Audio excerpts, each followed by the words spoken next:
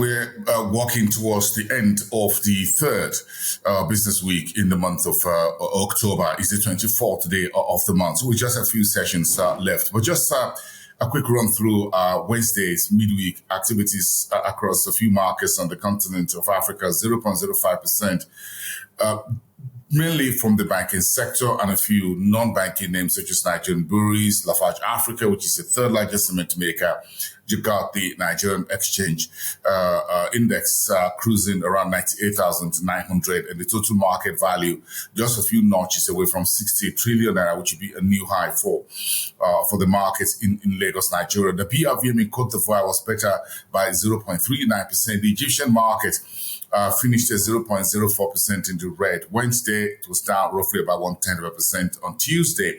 The Nairobi stock market moved on to 115.13 on the All-Share Index by 0.4, while the Johannesburg stock market was down by 0.3%. Zimbabwe also fell 0.37% on Wednesday. So just basically what the markets look like on the equity side. The Rand was trading 1.7% against the dollar to the downside on Wednesday, 1781. The CFA franc in West Africa was about officially 605.00 against the US dollar. Dollar index remained very on the upside around 104. Let's move on and check through what's making headlines on the continent, with East Africa coming first as always, 89% of Kenya's tea unsold due to the scrapping of the minimum price has failed to boost sales of the product. Kenya is going through a bit of a rough patch this time with the whole issue around avocado exports. Now you got some issues around tea.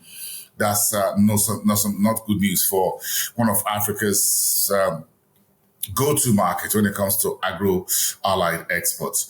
Somali and the Kenyan presidents have met in Nairobi, the capital for Kenya, to cement the relationship around security, cooperation, and trade.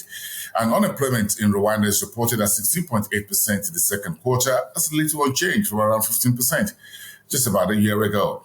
And Ethiopia is planning a tight monetary policy following its recent currency reform that led to the flotation of the local currency, the birr. I'm taking that all the way to West Coast, West Africa, of course, which includes Nigeria, by the way, with the cabinet rejigging that we saw yesterday by President Bola Ahmed Tinubu after his resumption in office after 2 weeks holiday abroad.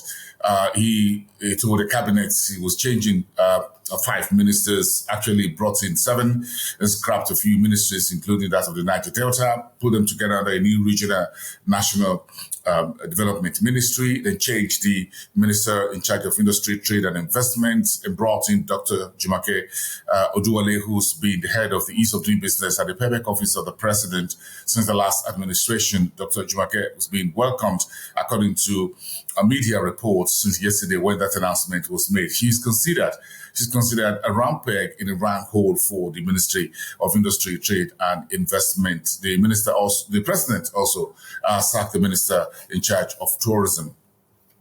And the World Bank panel on food and agro-food yesterday spoke about the agro-allied as the engine of growth and jobs creation in Africa, as well as part of what will help the continent's GDP. Ajay Banga, the president of the World Bank, spoke about the plan by the World Bank to raise its annual contributions to the global food sector to $9 billion by the year 2030. Some good news there.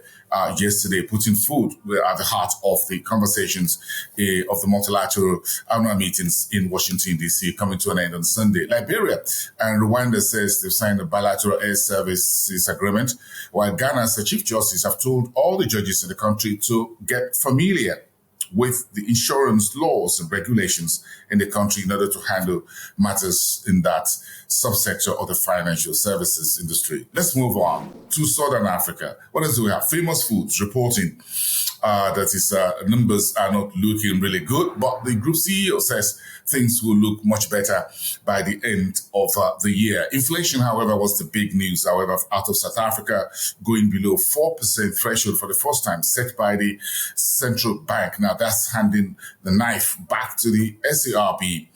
The Senator Kenyago and his team to cut interest rates again next month, the final meeting of the MPC for this year. And South African Airways now debt-free, according to news sources, and there'll be no need for the Treasury to pump further billions of rand into the coffers of the iconic airline. That airline also increases flights out of Nigeria to about 4 times a week. The central bank in Zimbabwe, however, says the ZiG-backed gold currency, says the reserves to back up the ZiG is now about $450 million US. And Dr. Kalyalya has been reappointed as the governor of the Central Bank of Zambia for another 6th term in office. Congratulations to him. Let's take it to North Africa. Egypt says it's working with the IMF to review the targets and the timelines that would enable Cairo President al-Sisi's administration take that $18 billion or $8 billion loan funding from the International Monetary Fund after we saw some reforms, including policy U-turns, which includes the scrapping of fuel subsidy in North Africa's biggest economy. In Morocco, Credit du Maroc is selling about 1.2 million shares, which will allow for another investor to come into the organization. It's being sold at 850 Moroccan dinars per share, and will be opening October 28th to the 1st of November. And as far as the Global Inequality Index is concerned, Morocco is making a big splash, rising to 73rd place in the globally for this year and up 30 spots since 2022. That's some good news. This country, this economy in North Africa can use. And finally, the UNDP, that's the United Nations Development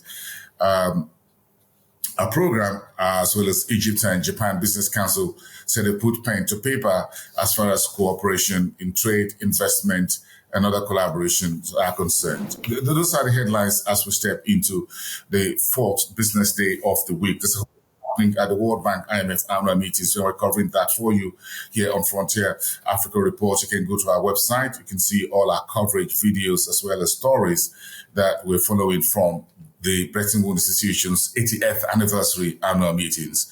Bye for now. Have a great day.